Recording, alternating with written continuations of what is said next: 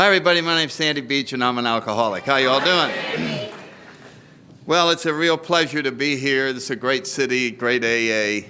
It's always a pleasure to come out here and to participate in very important things, these conventions, roundups that we have in Alcoholics Anonymous, to remind us of how big a miracle has really taken place. And when you look around at your friends and the people you haven't met yet, and you see 800 people or whatever it is, and you realize this just doesn't happen by some ideas.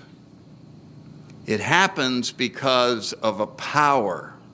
That's what the program has, is power. And you can feel it in this room. And in the very beginning, most of us felt this power before we felt the ultimate power. You can't not feel. In your home group, when you walk in and feeling bad, and an hour later you walk out feeling good, it really wasn't necessarily because somebody said something clever or somebody did that. You just sat in the power of the group, and when you walked out, the power had taken the problems and made them a lot smaller. It opened your eyes to seeing that actually your life is pretty darn good after all.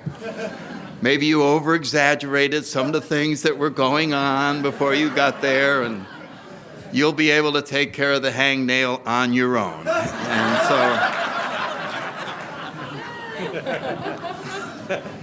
And so these events, we were in Founders Day this year, which is boy, you want to see some high energy, go out there. My God, it's just 10 or 12,000 people just, whoa, it never stops. It just is amazing. So I really enjoy being part of that and to celebrate the gift that we were given so many years ago that we're passing on. And that's really what is going on. All throughout this room are various lengths of sobriety who are reaching back the 40 years, reaching back to 35, and 35 back to 30 and 30. And all the way down to what Bill described, they said, well, it looks like the blind leading the blind.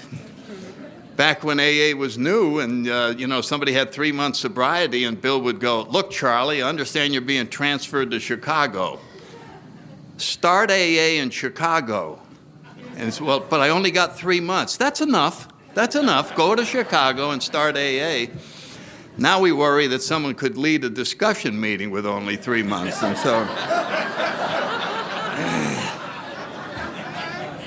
so they asked him, this is the blind leading the blind? He said, no, it's the semi-blind leading the blind. And so this is what is going on. And of course, when you accept that, then you realize you can't see any further ahead than today. So let's all just join in and help each other get through today. And that's a nice way to live. And so today we've had a lot of action and energy here at the conference, and it's a pleasure for me to be here tonight. And I'm just going to tell my story in about 10 minutes because I'd rather talk about whatever's going on in my head about AA and how exciting it is and what I think the program is, and share that with those of you that are new. And so let me just start out by saying I grew up in New Haven, Connecticut in my 30s. I have one sister and my mother and father, and they were very nice parents. My sister has 30 years in AA up in New Haven now. And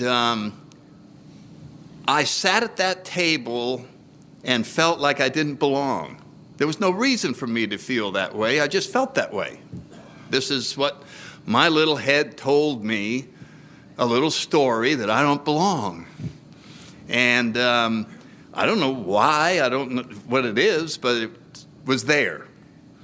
My mother was a Catholic, my father was a Protestant. He had to convert. His family almost stopped speaking to him.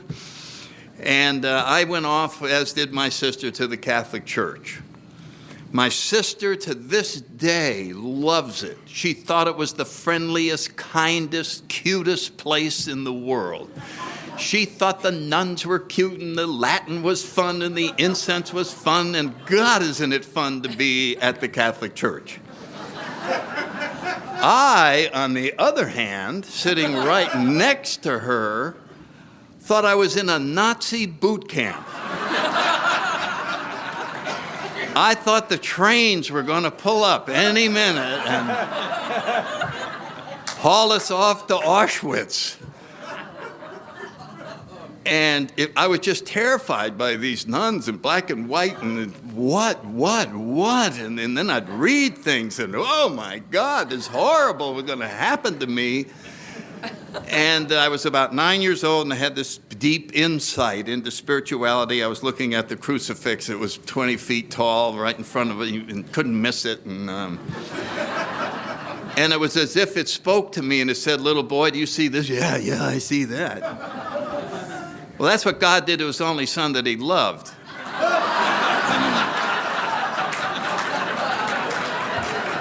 Guess what he's going to do to you?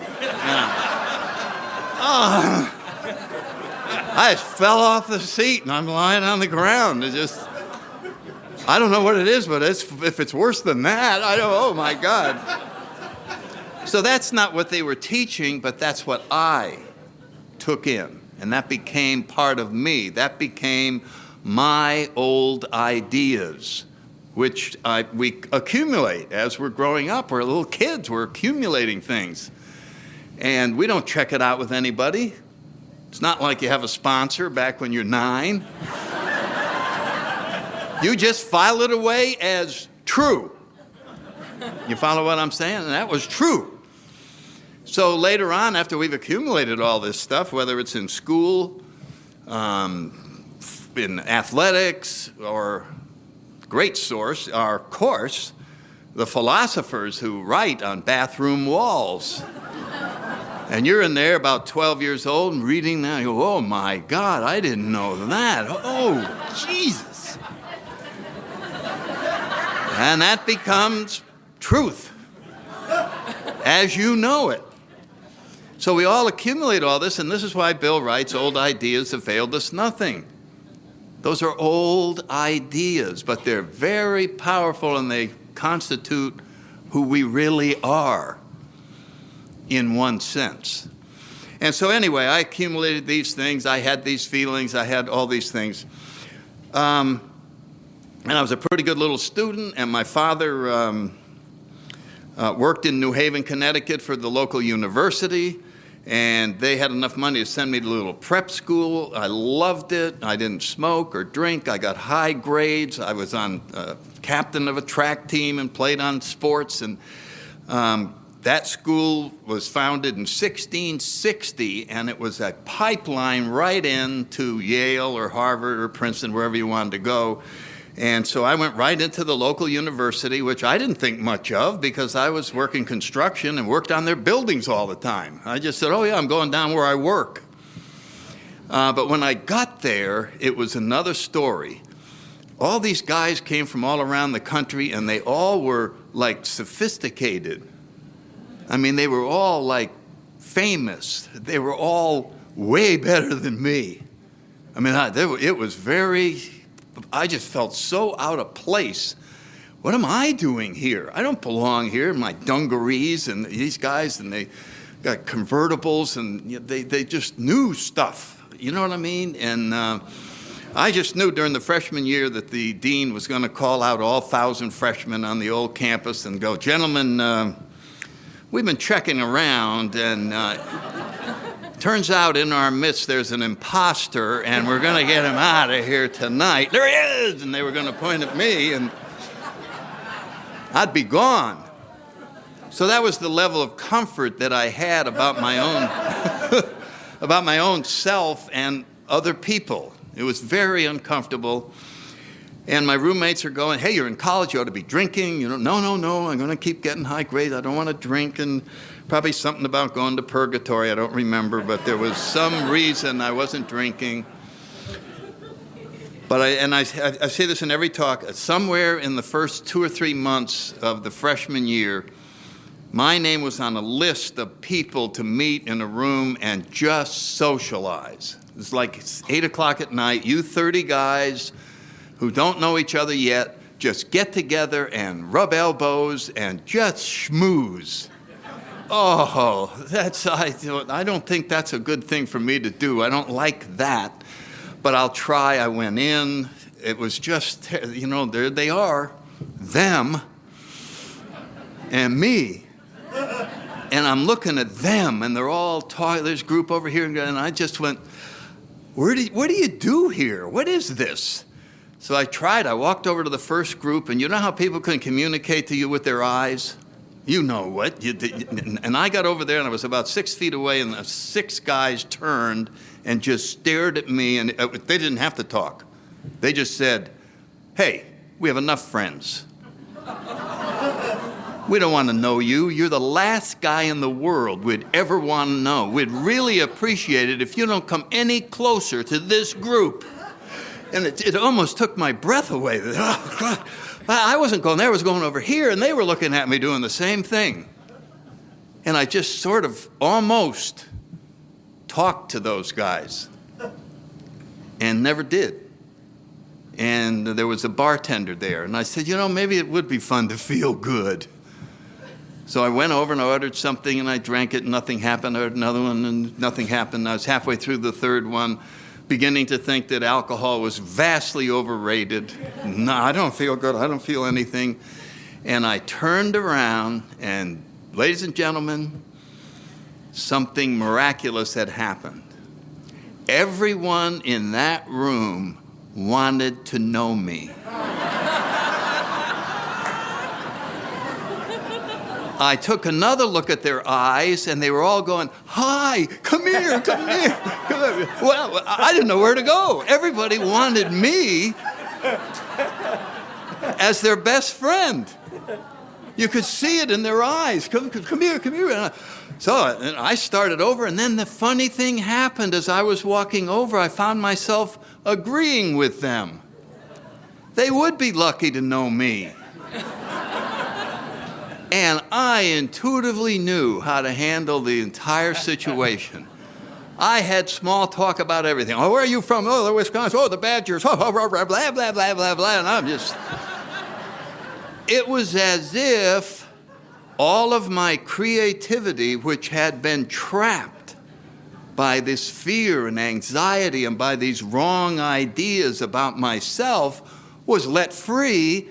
And now I had 100% access to me. And I loved it. I said, geez, this is wonderful. I should have started drinking in grammar school. This is, whoa. So it was just the most wonderful evening, and I was still talking when they all left. So I turned around, the bartender was still there, and I said, boy, 3 drinks. What would 20 drinks do? And so we all know what happens when you vastly overserve yourself. And later that night, I'm back in my room, and it's spinning, and I'm getting dizzy, and I'm lying on the bathroom floor, and I'm vomiting, and I'm staying near the toilet for most of the night.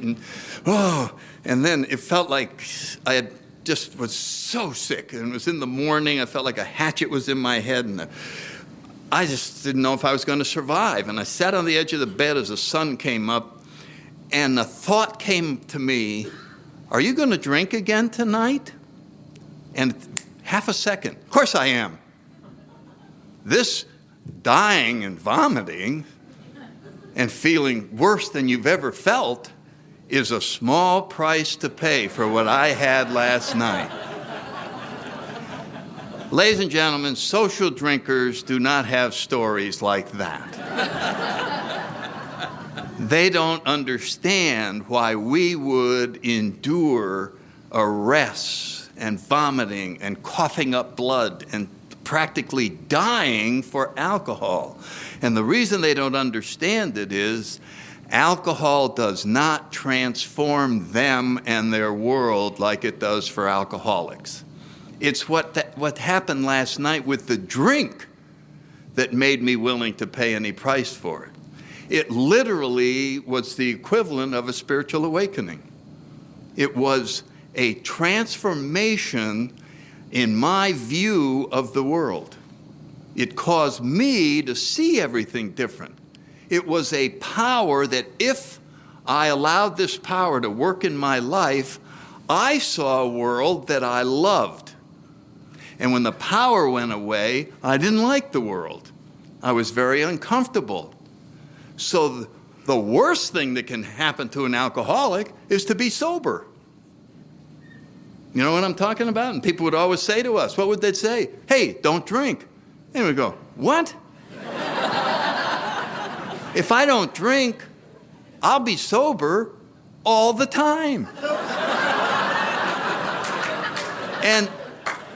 And being sober all the time is why I want to drink. So obviously you don't understand, or you wouldn't say to me, just don't drink. You see what I'm saying? It's alcohol was really the solution to a problem that already existed, which we call alcoholism. We could also call it no contact with our higher power. Now, Bob was talking about that today, that Carl Jung diagnosed that. That's what he felt alcoholism was a search for a spiritual connection that was missing, that alcoholics perhaps feel the loss of this spiritual connection more than other people. Who knows? You can't prove any of this, but that's a wonderful definition of alcoholism. I'm an alcoholic because I really miss God.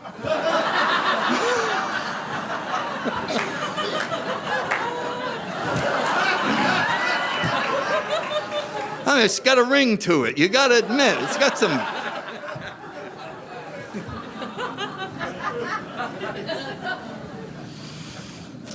And alcohol appeared to fix that. Only it was the wrong higher power. And when we came here, we found the right higher power. We found one that loved us instead of one that was indifferent or hated us. Anyway, very quickly, the Korean War was going on. I almost didn't graduate because I started flunking out and getting in fights and all kinds of trouble. Everything happened as soon as I started drinking. No more athletics, smoking, just party, party, party, party. Anyway, I did graduate. The draft was on, so a bunch of guys were hanging around. They said, let's join the Marine Corps. Yeah, okay. And off we go. And I signed up for the Marine Corps, and off we go. And that was quite a shock when I got down there. It was just...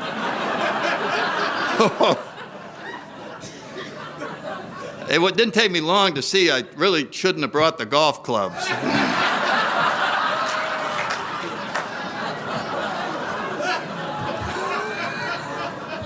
They were not going to be used anywhere down there. But anyway, after getting through all the intense and whatever it was, I started liking the discipline and the camaraderie. You know what? You become part of something instead of trying to be something on your own, like we do in AA. We just want to be. There's a great freedom in just being part of something. And it was very attractive, so I started thinking, I took 6 months training, be a platoon leader. I saw a training movie about pilots. I'd never been in a plane, but it looked like fun, so I signed up for flight school. And lo and behold, I got accepted, passed all the tests, met this woman from Connecticut who was a very wonderful woman. We ended up having 6 children together. And 20 years of marriage, but it just got messed up near the end, and so we ended up getting divorced. But at that time, this was the excitement of brand new, 2 young people, and off to this wonderful future. On the plane out of New York to Atlanta, I got airsick. On the plane to Pensacola, I got airsick. And the first 6 flights in the old SNJ, I got airsick. And my instructor said, I think you might have made a mistake.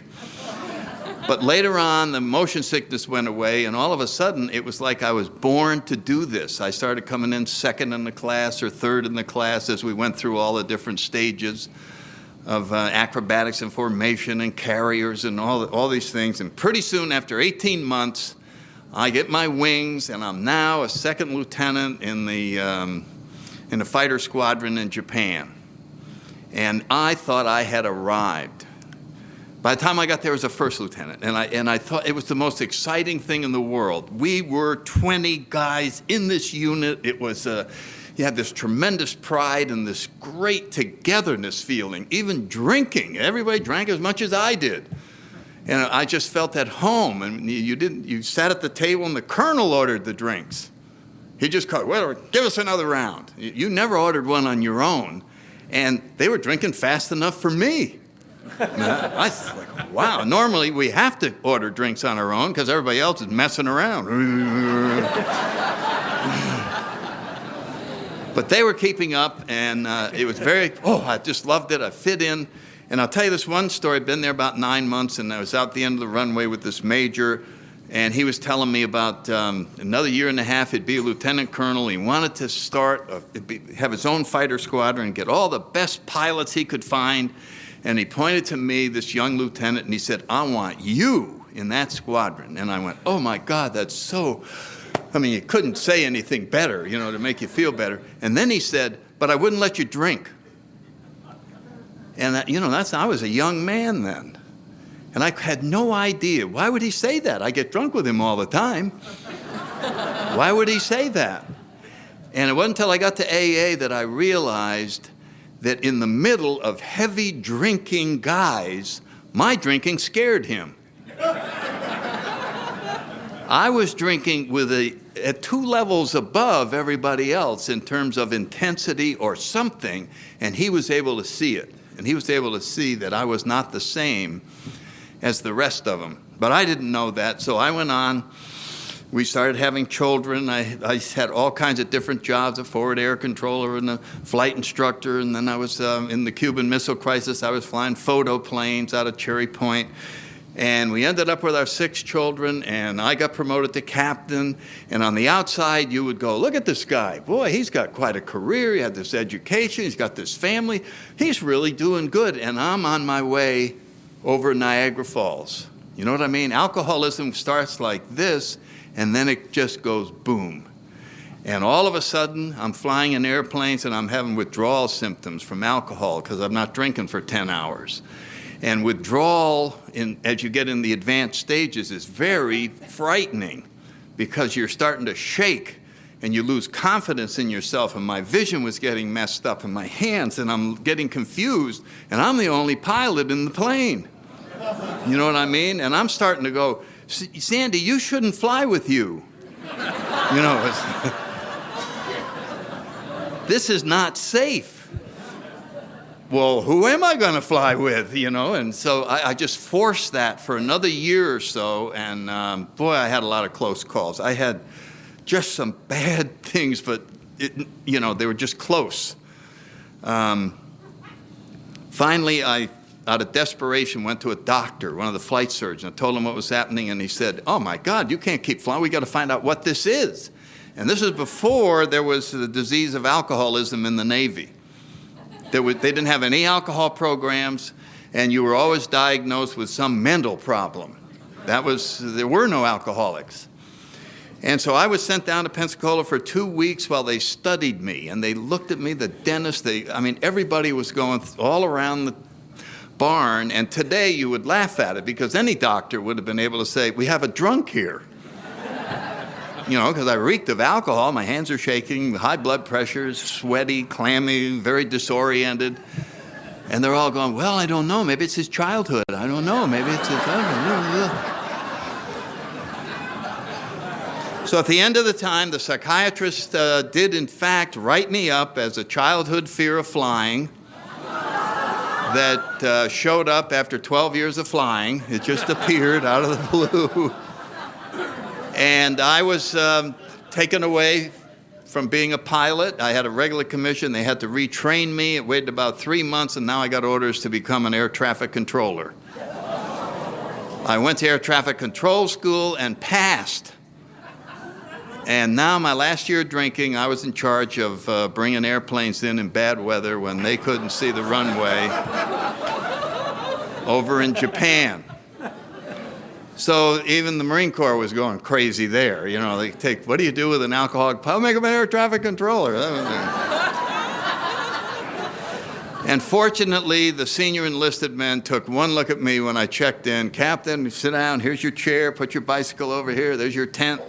Sir, please, you yourself never talk to an airplane, okay? And I went, okay, guys. And so they took care of me, and I never went near controlling planes. And now with no 12 hours, between the bottle and the throttle, I drank around the clock. And during that year, I lost 50 pounds due to malnutrition. I had alcohol poisoning. I wouldn't talk to anybody. I didn't go to happy hour with my friends. I tried to survive on soup because hard food wouldn't stay down, and it was terrifying. It was just terrifying. And some of my fellow officers I met later after I'd been in AA about 15 years, and they were delighted that AA had turned me around. I was healthy and all that. And they made an interesting statement during that year. That was in 1963 in Japan. And they said, we knew you were dying, and there wasn't anything we could do. Now, the Marine Corps never leaves its dead anywhere. I mean, they will go back to get people that were killed, even if other people get killed, getting them. I mean, that's the standard that they use. And here these guys are saying, we knew you were dying, there wasn't anything we could do for you. That shows you the power of alcoholism back then. We are powerless over you. And there was no place to send me. There was no answer to this problem. So I came back to go to a career school in Quantico, Virginia. I was there about a month.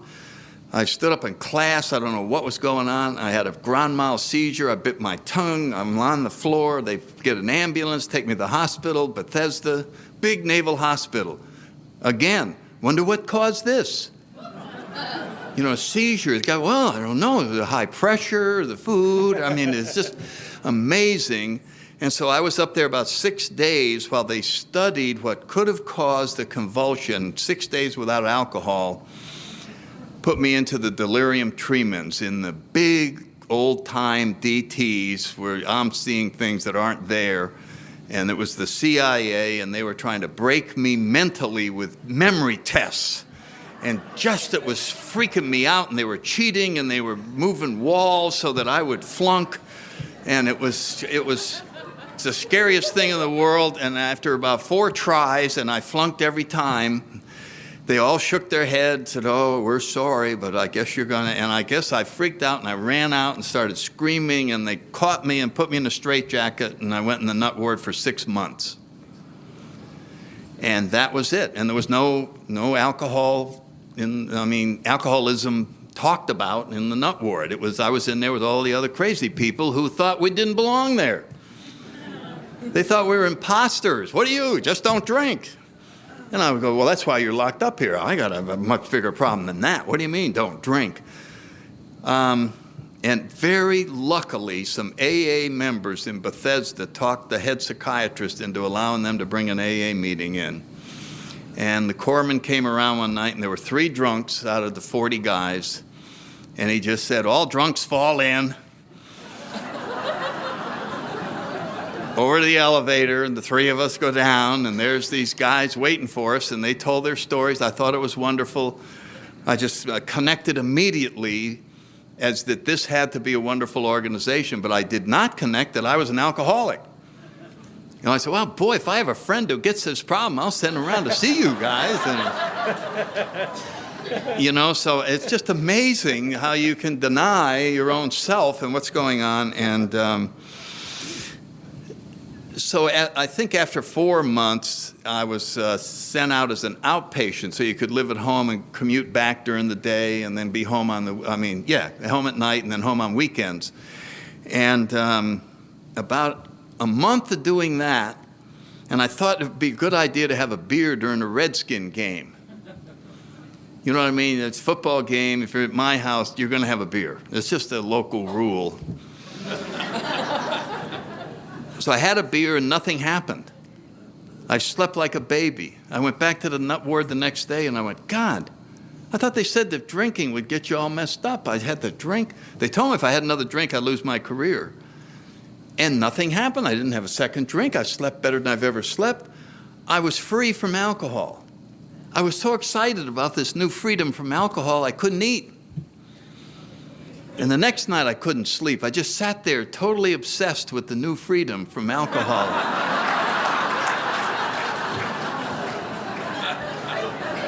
That's all I could think about. How, God, I had the beer and nothing happened. My God. I did it all week. I don't know if I ate hardly at all. I was wanting to tell somebody, but I didn't. I had this great new secret. And so the next weekend, I really liked vodka. I didn't like beer. So I remember going in and buying a fifth of vodka. And if you put a lie detector on me and said, "What are you doing?" I would have said, "I'm buying a year's supply." And the needle wouldn't have moved. I really believed it. I said, I got this so that every so often, now not being trapped by alcohol, like that beer, here's a whole week went by, so I'll have this. Maybe every couple of weeks I'll have another one. So later that night when I went back to get the second bottle,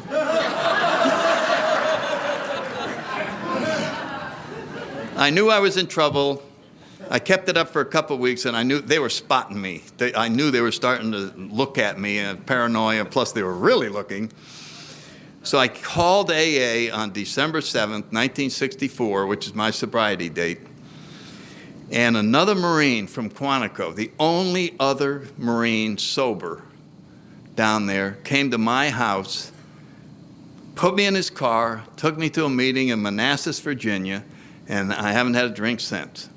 And he's been my sponsor for 41, almost 42 years. And it's a great thing.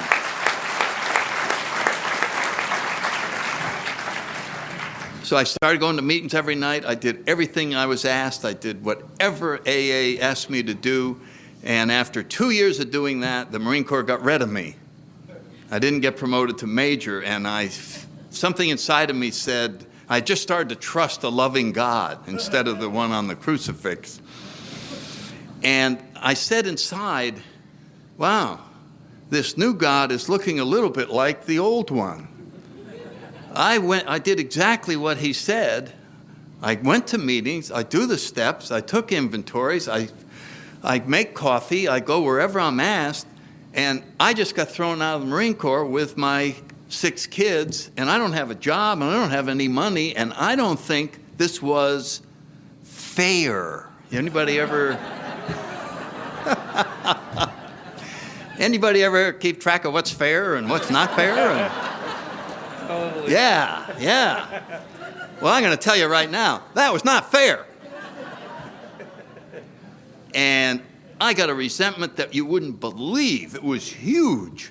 And even with 2 years, I knew if you want to keep a resentment, don't tell anybody about it. They'll rip it away from you, especially your sponsor. Just keep it inside. What's going on? Nothing. That's your...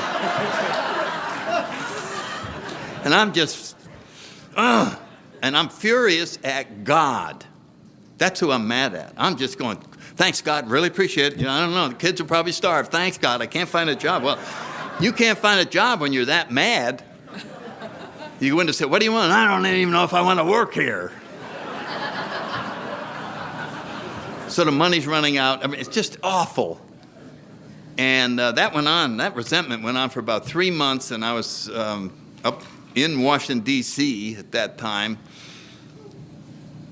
And there was an article in the Washington Post, just a small article, and said, Marine Corps instruction team from Quantico killed in plane crash going to Denver. And that was my unit.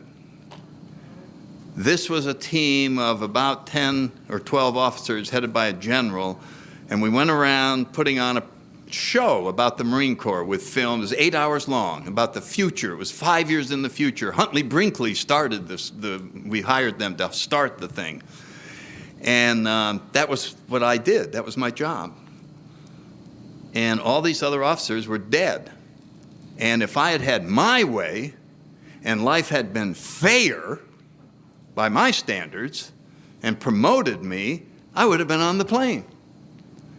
And I remember reading that, and then I went, oh, well, that makes a little difference here when I'm reading here. And then I knew that God knew I was reading this, because he knows everything. And it was almost like I didn't want him to see me. And I mumbled something like, well, if you just told me this was going to happen, I wouldn't have been...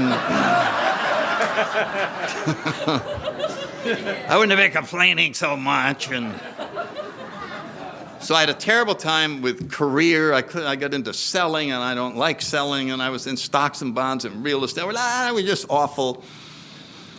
And but somehow we survived. We were broke in AA for about 15 years. I mean, with the 8 of us, just right on the edge. If the car battery died, you had to wait, get a ride from somebody else for 3 days till you got paid, then you got a battery, and then but it was fun. In spite of all of that, sobriety was a joy. In spite of all of the hassles and all the uncertainties and all of that, you just start living with all the uncertainties. And so we can't go to a movie this weekend. It just became part of what was going on. And eventually, a friend of mine got me, I'll just tell you this one interview, because I ended up with a 25-year career with the credit union movement. And I love credit unions. They're wonderful, wonderful people, filled with volunteers and great, great people to work for. And a friend of mine got me an interview with this little government agency that regulated the credit unions, headed by a retired Marine general.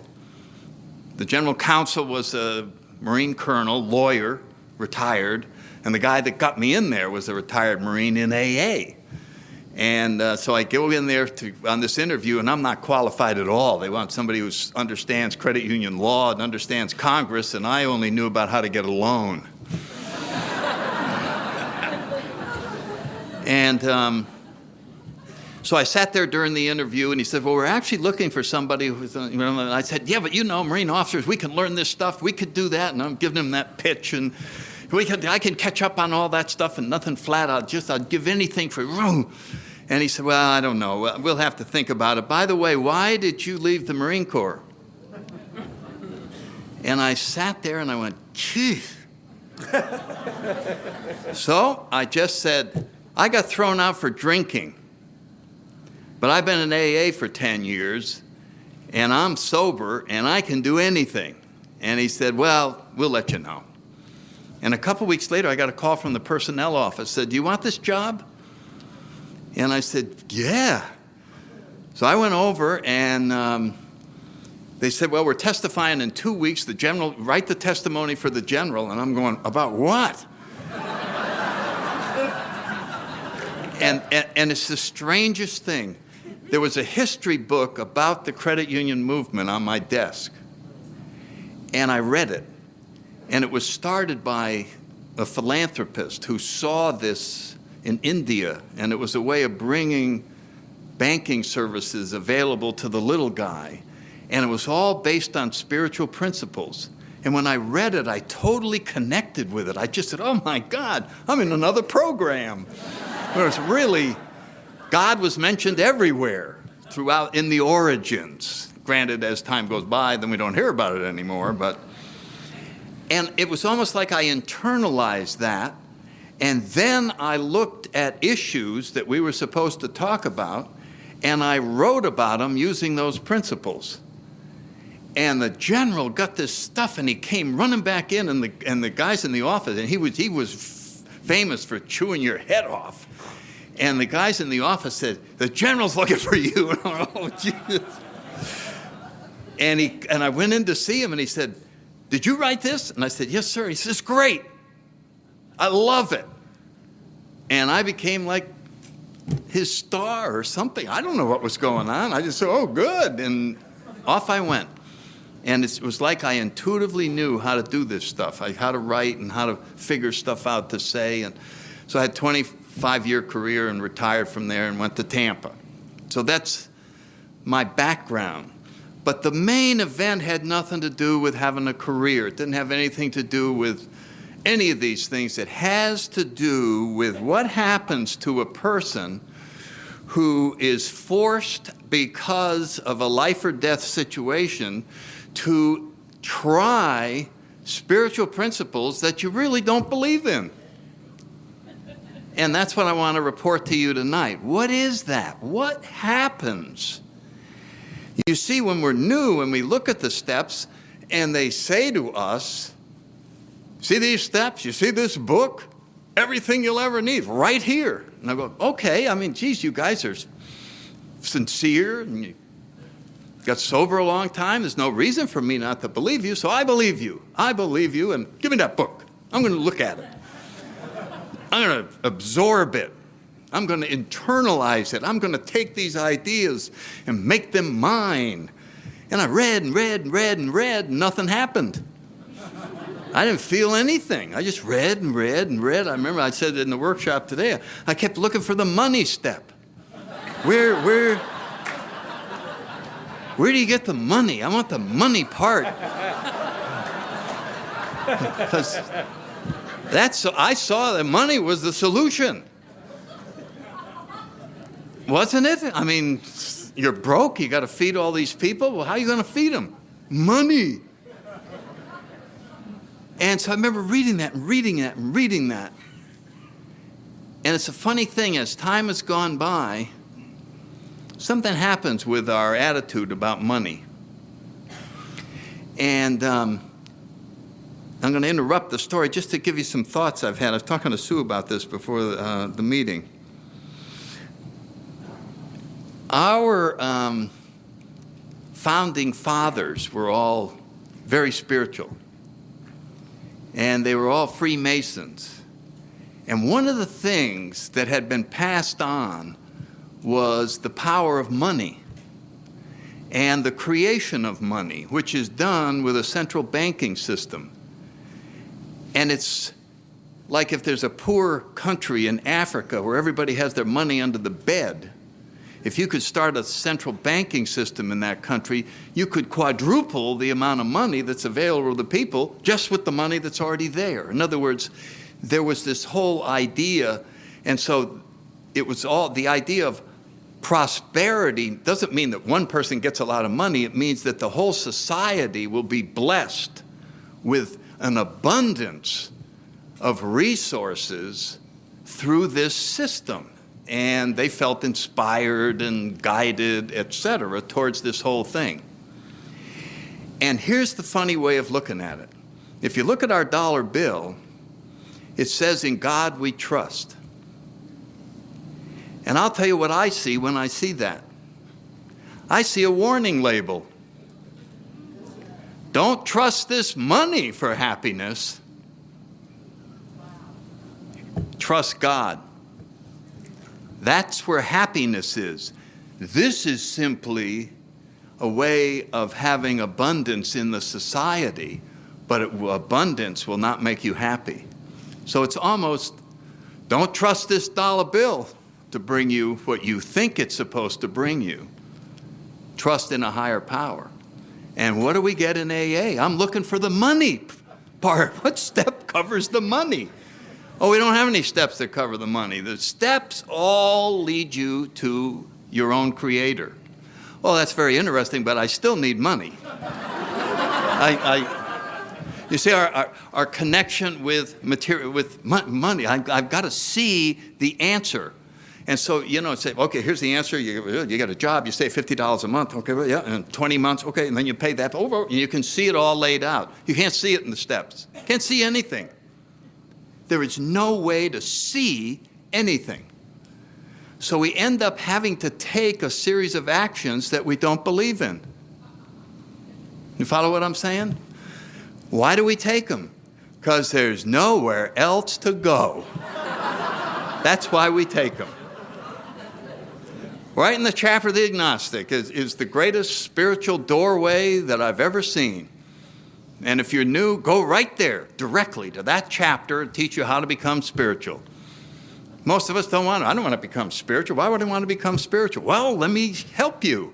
Let's all get spiritual. If you're new, we're going to get spiritual right now. Okay, here's the chapter. Are you ready? Okay. Right in the first paragraph. If when you drink, you have little control over the amount you drink. Everybody. And If when you stop, you can't stay stopped, everybody, then you're an alcoholic. Okay, all right, I'm an alcoholic. Now, here's the next sentence. Are you ready? If that's the case, you're suffering from an illness that only a spiritual experience can conquer. Would you repeat that? What'd you say? I said, you're suffering from an illness that only a spiritual experience can conquer. Oh, that's bad. I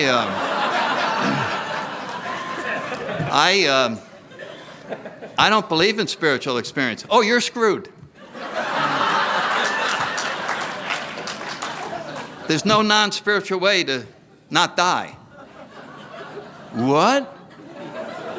What? Oh, yeah. You don't have to understand spirituality. You have to understand the problem. When you understand the problem, you might be a little more interested in spirituality than you were before we got through with the problem. So let's move to the next paragraph. Are you ready? Yeah, well, what does it say there? Well, I'll tell you what it says. As a matter of fact, we'll turn it into a quiz game. We got 2 doors up here, and I'd like Larry, the new guy, come on up. Larry, come on up. I just want you to move into the second paragraph. Are you ready? Oh, yeah, I'm ready. Okay, you got to choose one of the doors, Larry. Are you ready? Door number 1. Live on a spiritual basis. I don't think I'll be choosing that door, Sandy. Door number 2. Die an alcoholic death. Oh, that's not good. So what are you saying, Sandy? 2 crappy choices. Yep, that's what it is. It's two crappy choices. To be doomed to alcoholic death or live on a spiritual basis are not easy alternatives to face. That's exactly what the chapter says. Do I get a phone call? Yes, you get a phone call. Yes, you get a phone call. You do.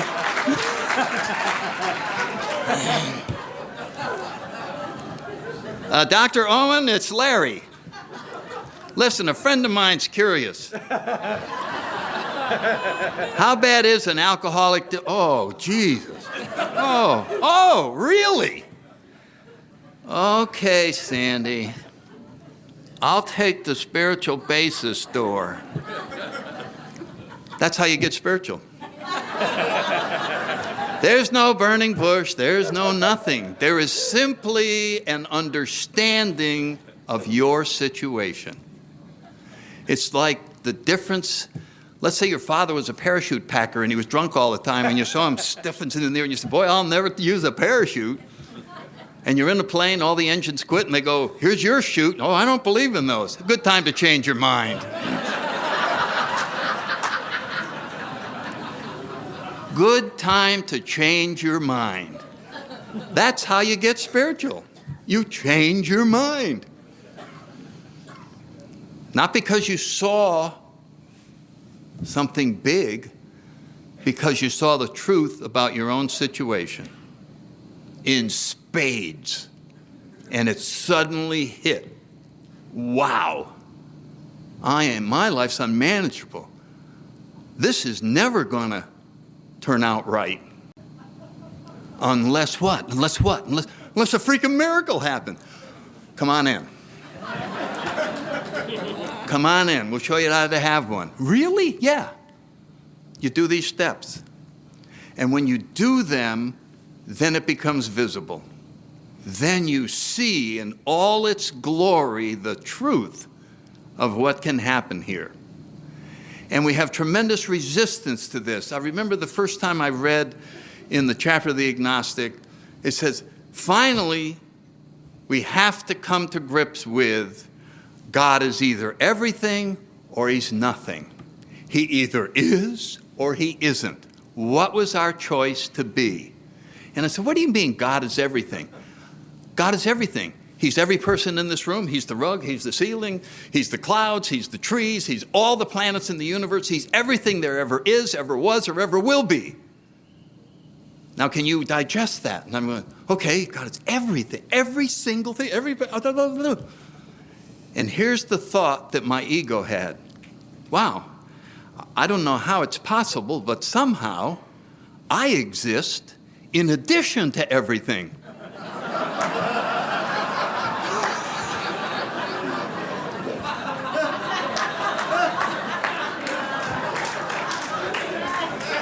Well, but how do you do that, Sandy? I just make up a story that I exist in addition to everything. And that's what our story is. There was a guy who started his talk with this as a joke. Good evening, ladies and gentlemen. My name is Joe. I'm an alcoholic. My story is divided into two parts: what happened during the years that I drank and what I thought happened during the years that I drank.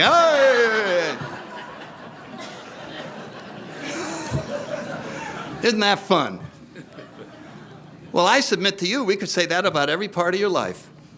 Your childhood's divided into two parts: what happened when you were a child and what you thought happened to you when you were a child. Every situation, your college year is divided into two parts: what happened when you were there and what you thought happened when you were there. And that is our old ideas. Those ideas are what separates us from being part of the world, being part of our own spirituality. And so the process of becoming the transformed person that Bill writes about, the great fact that we come to understand and feel the nearness of our own Creator inside of us as a real thing, that we understand from the inside out, that we have catapulted to the fourth dimension of existence, that we have an awakening about which there's no doubt. All of those sayings happen. And when they happen, we realize, wow, that was the whole point of being alive, was to have that happen to you. That's why people are struggling so hard. Since the beginning of time, all the writers that we read about, William James, that's in our big book, in the Varieties of Religious Experience, all of them say that inside of every human being is an awareness that something is missing. Even when I got everything, it doesn't feel like I got everything. There's still something missing. And of course, in the world that we live in, they go, yeah, not enough dollars. You know what I mean? And they go, this is what's missing. You've got everything except a Jag. Get the Jag and that missing thing will go away. And of course it doesn't. And so it is forcing us to keep looking. That is what Carl Jung was talking about. There's still, it's not fixed yet, is it? There's still this thing that is inside of us. And drinking fixed it. That was the amazing thing. That's why it's so similar to spirituality. It fixed it so that all of a sudden I am complete. It's the only time I've felt complete, but I'm chemically complete instead of what can happen here in Alcoholics Anonymous. And so, kicking and screaming, we are forced down a road that we never would have taken voluntarily, and we start going down towards what Bill calls the fourth dimension of existence. And we understand the power of humility, the power of being nothing instead of everything. Instead of wanting to be a big shot, we want to be a servant. Bob was talking about that today. The freedom that comes from being down to making the coffee. You can't go higher than making the coffee. That's it. There's just... And I was thinking, we were making a list the other day about what does let go and let God mean? And a lot of us go, well, I turned my drinking problem over. And we came up with about 40 things.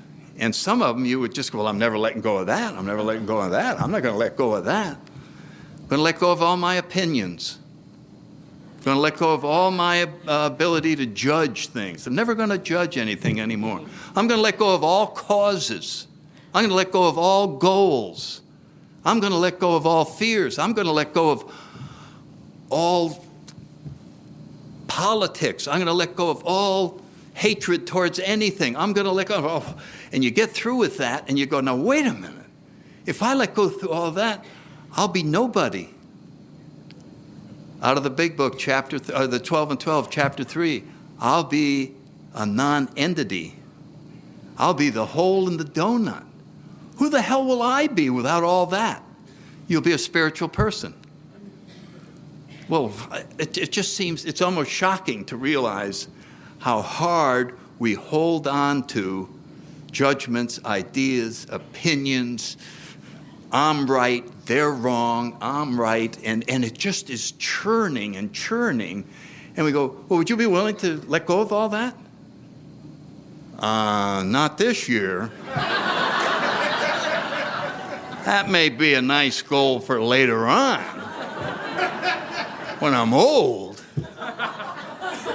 I want to make a difference. Well, who do you think made a difference in the world? Somebody like Bill Wilson, who let go of everything? No more jobs on Wall Street, no more big shot, no nothing. Dr. Bob, what did they get? What did they ever accomplish?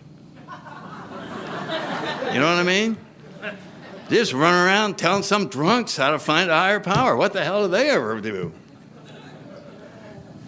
They didn't try to accomplish anything. They just allowed themselves to be guided by something that has a much better plan than any of us could ever think up.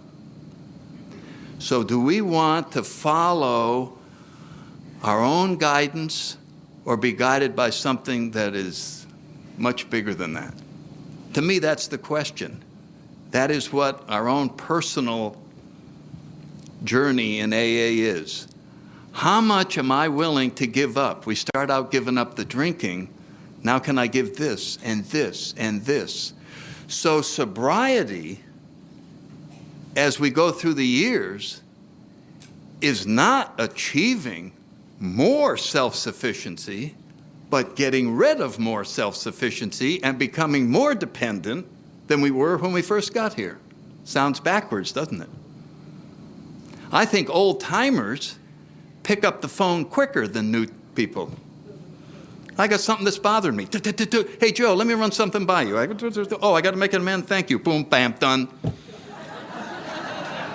I just had a resentment, lasted almost a minute and a half. I used to let them last a month. And then I would go ask somebody, how the hell do you get rid of this thing? Make an amend. All right. You see what I'm saying? I'm dependent. I want to rely on guidance. I don't want to be the one to think up the answer to anything. So what is spirituality is staying plugged into a constant supply of guidance and help. And the problem with that is you get none of the credit for your own life. You have to give it all to your friends in AA, to your higher power, and there's part of us that doesn't like that at all. Well, but when do I get to do something? Make the coffee.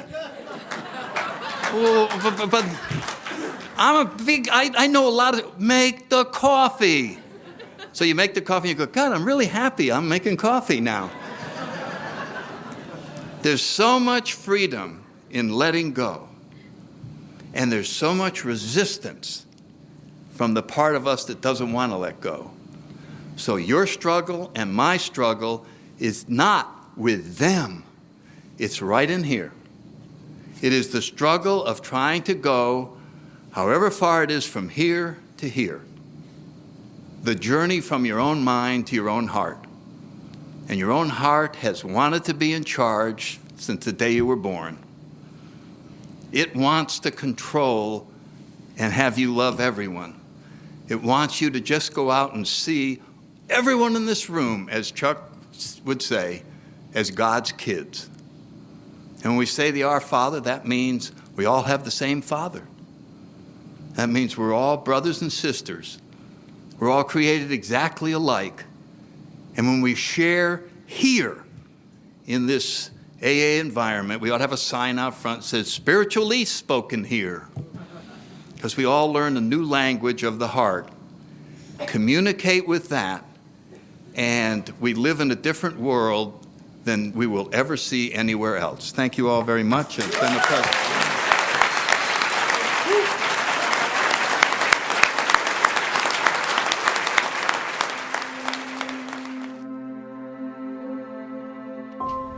We hope you enjoyed this recording.